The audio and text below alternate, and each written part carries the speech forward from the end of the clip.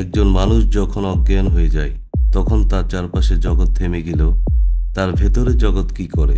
তার মস্তিষ্ক কি পুরোপুরি থেমে যায়, নাকি তখনও খুলে যায় এক রহস্যময় অন্য দরজা? এই ভিডিওতে আমরা জানব কোমা আসলে কি, মস্তিষ্কের কোন অংশ সক্রিয় থাকে, বিজ্ঞানিকরা গবেষণায় কি বলে, কোমা থেকে ফিরে আসার ভয়ঙ্কর অভিজ্ঞতা, এবং এটা কি শুধুই শারীরিক অবস্থা নাকি এক অলৌকিক জগৎ?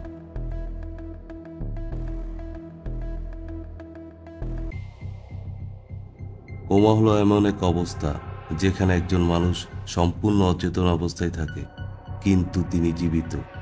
এই অবস্থায় তার চেতনা কাজ করে না, কিন্তু হৃদস্পন্দন, শ্বাস প্রশ্বাস স্বাভাবিক থাকে। কোমা সাধারণত হয় মস্তিষ্কের আঘাত, স্ট্রোক, হাইপোক্সিয়া, ডায়াবেটিক কোমা বা ওষুধের অতিরিক্ত ডোজ ইত্যাদির কারণে।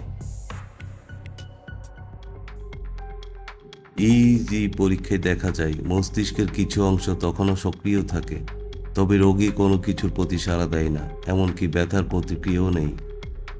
গবেষণায় দেখা গেছে কোমার মধ্যে থাকা অনেক রোগীর চেতনা কিছু রেশ রয়ে যায়। একে বলা হয় মিনিমালি কনসাস স্টেট। 2010 সালে বিজ্ঞানীরা একাধিক কোমা রোগীর উপর এফএমআরআই স্ক্যান চালিয়ে দেখতে পান তার প্রতি ব্রেইনে প্রতিক্রিয়া দিচ্ছে। এক রোগীকে বলা হয় তোমার মাকে চিন্তা করো, তখন তার ইমোশন সেন্টার সক্রিয় হয়ে ওঠে। বোঝা যায় শরীর নীরব থাকলেও মন তখনও কথা বলে। অনেক কোমা থেকে ফিরে আসা মানুষ বলেছেন তারা ছিলেন অন্ধকার টানেলের মধ্যে। কেউ বলেছে আলো দেখেছে, আবার কেউ বলেছে ভয়ানক ছায়ার মুখোমুখি হয়েছে। জিন ডোমিনিক বৌবি একজন ফরাসি সাংবাদিক লকড ইন সিমডমে ছিলেন, কেবল চোখের পলক দিয়ে কথা বলতেন, অথচ কোমার ভেতরে তিনি পুরো একটা বই লিখে ফেলেন, the diving bell and the butterfly. আর 2007 সালে রম হোভিন নামের একজন বেলজিয়ান লোক 23 বছর কোমায় ছিলেন। ডাক্তাররা ভেবেছিলেন সে ব্রেন ডেড, কিন্তু পরে দেখা গেল সে পুরো সময় শুনতে পাচ্ছিল, বুঝতে পারছিল, কেবল কথা বলতে পারছিল না।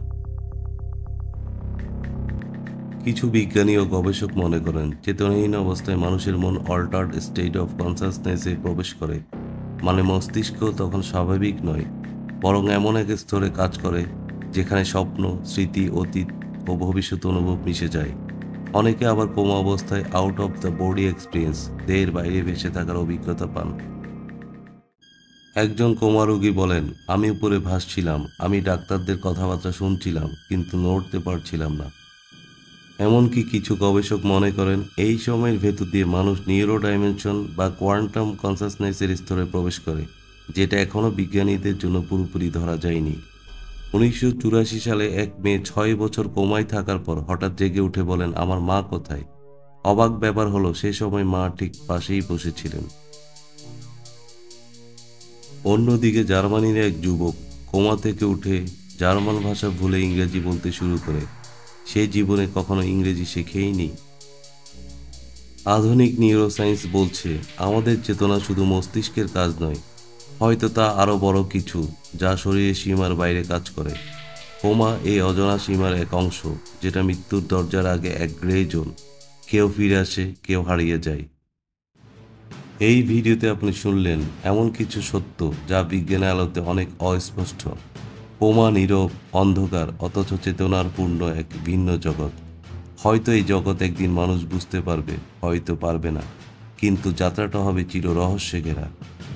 আপনি যদি বিশ্বাস করেন এই বিশ্বজগৎ এখনও আমাদের অনেক কিছু গোপন রেখেছে, যদি আপনি খুঁজে নিতে চান অজানাকে, তাহলে সাবস্ক্রাইব করুন অরণ্যপথ, কারণ আমরা দেখাই সেই পথ যেখানে বাস্তবতা ও রহস্য একসাথে হাঁটে। ধন্যবাদ সবাইকে।